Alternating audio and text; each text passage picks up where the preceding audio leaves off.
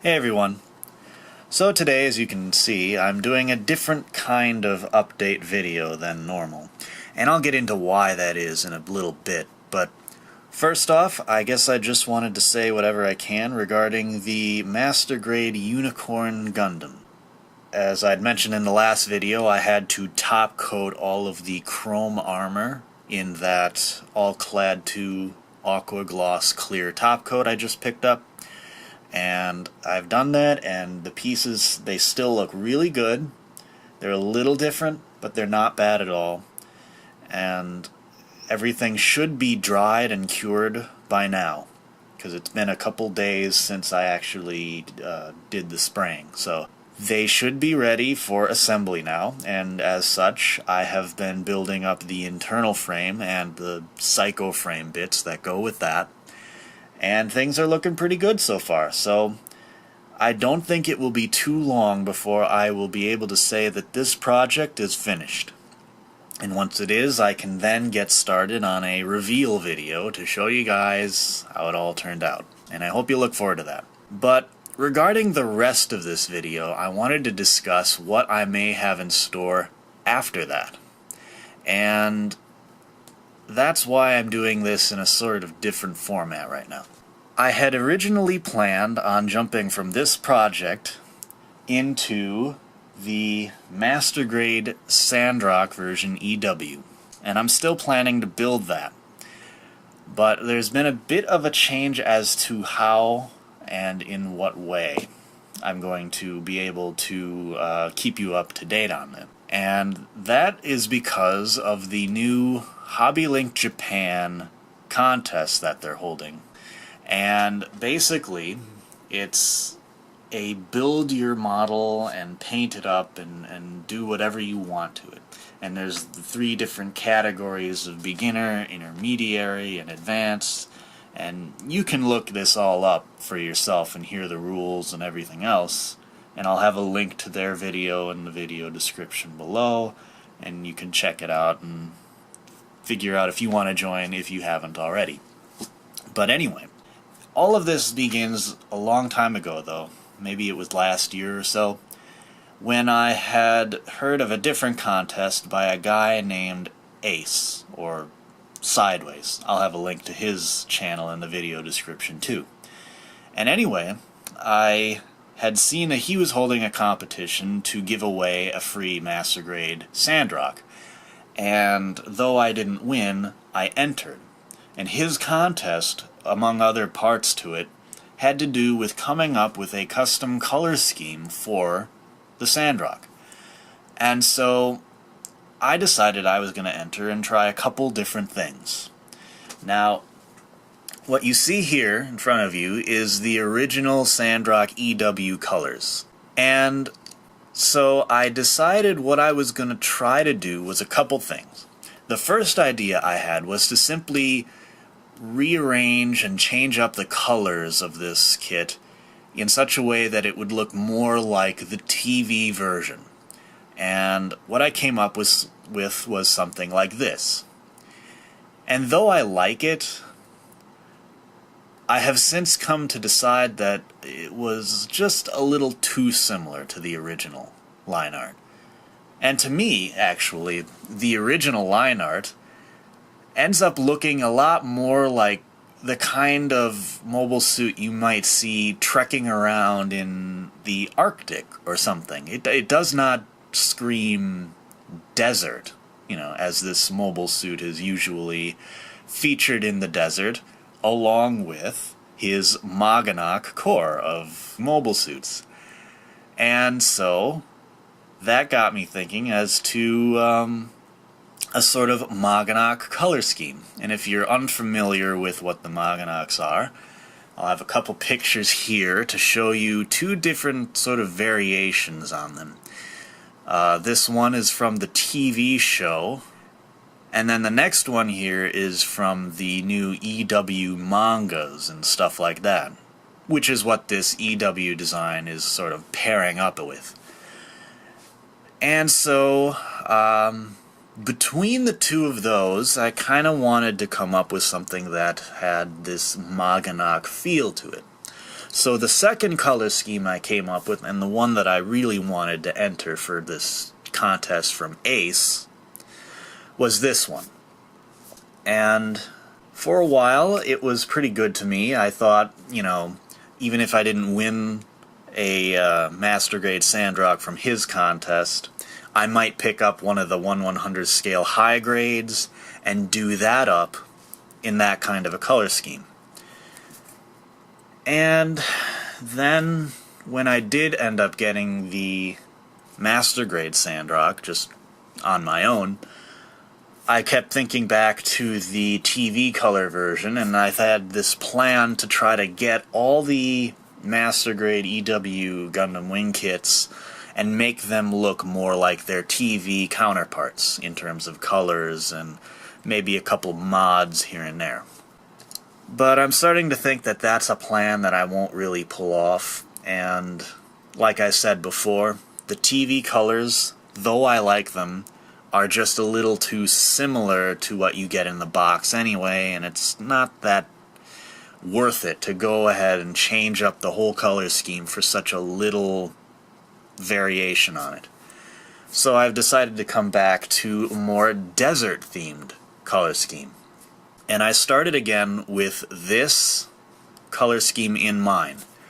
And from there, I tweaked it around, changed up the positioning of colors, and which colors, the tones, the lightness, the darkness of colors, and through a gradual process of many, many, many variations over quite a long period of time, actually, I eventually have come to settle on a design that is like this one here. And I think that this is what is going to be the final look of the kit. Now, the colors on your monitor may vary from mine and what I see here, but I think it'll give you at least a pretty good idea of what I'm going for.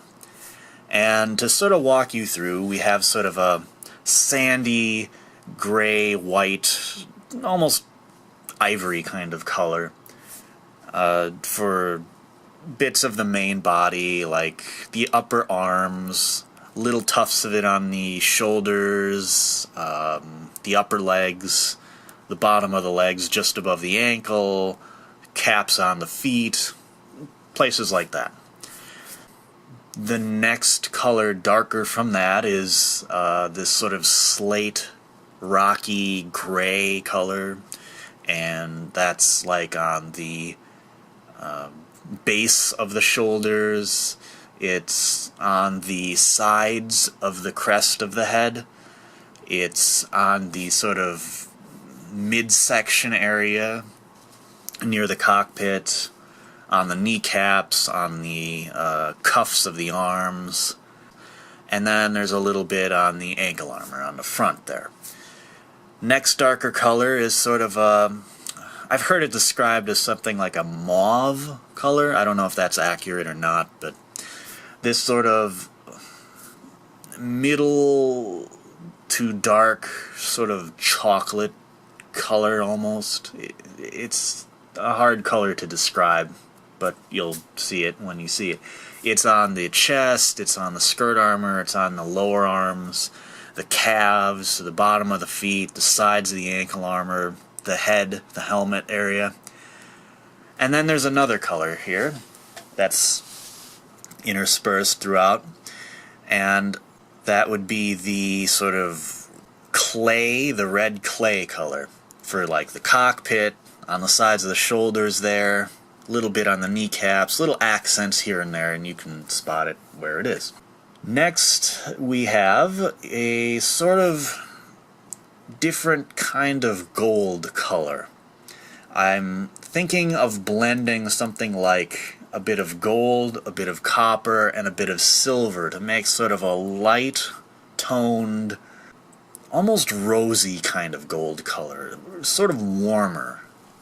So that's about as close as I can come to representing it on a flat, one-tone color image like this, but it looks pretty good in person, whatever I've mixed up here. And I should note that I have been experimenting with all different colors and making my own colors. So I have a pretty good set of color proportions and mixes that I can use when I finally end up painting this kit. I just have to measure things out properly, and I should hit pretty close to what you see in the picture. One of the other things is the internal frame. Now, I've been thinking about what I really want to do with this, and I'm still not 100%, so this may be subject to change. But I was thinking something along the lines of like a rusty colored metallic sort of thing going on.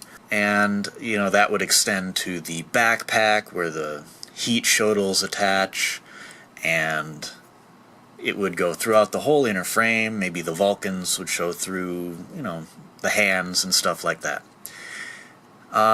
Again, I'm not entirely sure if that's what I'll settle on for the internal frame. I haven't mixed any colors, and I haven't done any tests for things I might want to do, but I have a general idea in mind for that, but it might change. And the only other couple things to mention, I guess, are the eyes and the forehead camera. Now, the eyes I'm thinking of doing in some kind of a fluorescent orangey yellow color to make it sort of shine like sunlight or something like that. And then the forehead camera, possibly the one on the back as well, I was thinking of doing something a little different. Now, the kit comes with a separate little piece that outlines the forehead camera. And I'm going to use that and color that kind of gold color that I have like on the heat shuttles and the shoulders and the other little accent areas. And then inside on the actual clear piece there, I'm thinking of trying to mimic something of an opal stone color. Now, if you've never seen opal before, I have a picture here to show you basically what one kind of it looks like. Now, there's variations on this, and I have a few pictures I can show. But I'm thinking of doing something maybe a bit closer to this. And I have a process in mind of how I can probably pull this off and make it look close to what this looks like. I'm not sure how it'll turn out myself, you know, and how it'll mesh with the kit, but basically, I think that's where I'm going to go for this, to make it sort of like the jewel in the crown of this thing. Because I want this to look something like a big statue of some desert deity that came alive, or something like that. And so that's basically my concept, that's basically my colors, and I'm kind of running out of battery life, but to make a long story short, the reason I had to do the video this way was because of the rules regarding the HLJ contest that I'm trying to enter this into. They do not allow you to share any of the work in progress or any of the final shots of the model anywhere else except for their website. So what I can do for you guys is whenever I have an update or whatever, I'll post a video for them to reroute you to whatever page I'm given to display my work. And that'll be a way for you to keep tabs on what it looks like throughout the process, and hopefully how it turns out once I'm all said and done.